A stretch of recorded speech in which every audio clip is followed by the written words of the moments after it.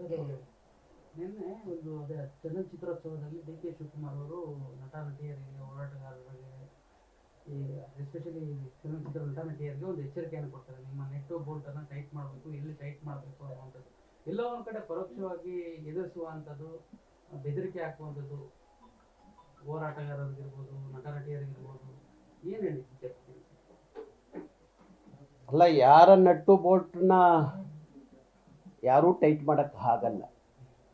ಅವ್ರ ಮೇಲೆ ಅವರಿಗೆ ದೇವರ ನಂಬಿಕೆ ಇದೆ, ದೇವರ ಮೇಲೆ ನಂಬಿಕೆ ಹೆಚ್ಚಿರುವಂಥವ್ರು ಅವರು. ಯಾರನ್ನಾದರೂ ಬೇರೆ ಹೋರಾಟಗಾರರನ್ನ ಕಲಾವಿದರನ್ನ ನಟ್ಟು ಬೋಲ್ಟು ಟೈಟ್ ಮಾಡ್ತಾರೆ ಅಂದರೆ ಭಗವಂತ ಮೇಲೊಬ್ಬ ಇದ್ದಾನೆ. ಆ ನಂಬಿಕೆ ನಿಜ ಅನ್ನೋದಾದರೆ ಅವನಿಗೆ ಗೊತ್ತಿದೆ ಯಾರು ನಟ್ಟು ಬೋಲ್ಟ್ನ ಯಾವ್ಯಾವ ಸಂದರ್ಭಕ್ಕೆ ಟೈಟ್ ಮಾಡಬೇಕು ಅನ್ನೋದು ಅವನಿಗೆ ಗೊತ್ತಿದೆ. ಹಾಗಾಗಿ ಇರ್ಬೋದು, ನನಗೂ ಕೋಪ ಇದೆ, ಚಲನಚಿತ್ರ ನಟ ನಟಿಯರ ಮೇಲೆ ನನಗೂ ಕೋಪ ಇದೆ. ಹೋರಾಟದಕ್ಕೆ ಬರೋಲ್ಲ, ಕನ್ನಡ ಪರವಾಗಿ ಧ್ವನಿ ಎತ್ತಲ್ಲ, ಕನ್ನಡಿಗರು ಅವ್ರ ಸಿನಿಮಾ ನೋಡ್ತಾರೆ, ಕನ್ನಡಿಗರು ಅವ್ರ ಸಿನಿಮಾ ನೋಡಿದ್ರು ಸಹ ಕನ್ನಡದ ಪರವಾದಂಥ ಹೋರಾಟಕ್ಕೆ ಬರಲ್ಲ. ಈಗ KPSC ವಿಚಾರದಲ್ಲಿ 70,000 ಮಕ್ಕಳು ಬೀದಿಲಿ ನಿಂತು ಹೋರಾಟ ಮಾಡುವಾಗ ಸಿನಿಮಾದವರು ಒಬ್ಬರು ಮಾತಾಡ್ತಾ ಇಲ್ಲ ಅನ್ನೋ ನೋವು ನನಗೂ ಇದೆ. ಆದರೆ ಅದಲ್ಲ ಪರಿಹಾರ, ನಟ್ಟು ಬೋಲ್ಟ್ ಅಲ್ಲ ಪರಿಹಾರ. ಅವ್ರನ್ನ ಪ್ರೀತಿಯಿಂದ ಬರಮಾಡಿಕೊಳ್ಳುವಂಥದ್ದು ಭಾರಿ ಮುಖ್ಯ ಅಂತೇಳಿ ನಾನು ಅಂದ್ಕೊಂಡಿದ್ದೀನಿ. ಸರ್, ಈಗ ಇನ್ನೊಂದು, ಬೇರೆ ರಾಜ್ಯಗಳಲ್ಲಿ ಹುದ್ದೆಗಳ ನೇಮಕಾತಿಯಲ್ಲಿ ಆಗಿರ್ಬೋದು, ಪೊಲೀಸ್ ಕಾನ್ಸ್ಟೇಬಲ್ ನೇಮಕಾತಿಯಲ್ಲಿರ್ಬೋದು, ವಯೋಮಿತಿಯನ್ನ ಸುಮಾರು 30-31 ವರ್ಷದವರೆಗೂ ಕೊಟ್ಟಿರುವಂಥದ್ದು. ಆದರೆ ನಮ್ಮ ರಾಜ್ಯದಲ್ಲಿ 25 ವರ್ಷದಿಂದ 27 ವರ್ಷದವರೆಗೂ, ಅಂದರೆ ಕ್ಯಾಟಗರಿ ಜನರಲ್ ಮತ್ತು SC/ST 27 ವರ್ಷದಂತ ಮೀಸಲಿಟ್ಟಿರುವುದು.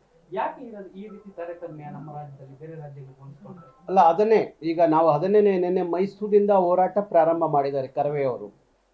ಪೊಲೀಸ್ ಹುದ್ದೆಯಲ್ಲಿ ವಯೋಮಿತಿಯಿಂದಾಗಿ ಅವರಿಗೆ ತುಂಬ ಜನಕ್ಕೆ, ಸಾವಿರಾರು ಜನ ಈ ನೆಲದ ಮಕ್ಕಳಿಗೆ ಅನ್ಯಾಯ ಆಗ್ತಾ ಇದೆ. ಹಾಗಾಗಿ ವಯೋಮಿತಿಯನ್ನು ಹೆಚ್ಚಿಸಿ ಅಂತ ಹೇಳಿ ಕರವೇ ನಿನ್ನೆ ಮೈಸೂರಿನಿಂದ ಹೋರಾಟ ಪ್ರಾರಂಭ ಮಾಡಿದ್ದೀವಿ. ಹಾಗೆ ಇಲ್ಲೂ ಸಹ ಎಲ್ಲ ಜಿಲ್ಲಾ ಕೇಂದ್ರಗಳಲ್ಲಿ, ಬೆಂಗಳೂರಿನಲ್ಲಿ ಕರವೇ ಆ ವಿಚಾರವಾಗಿ ನಾವು ಹೋರಾಟ ಮಾಡಬೇಕಾಗತ್ತೆ.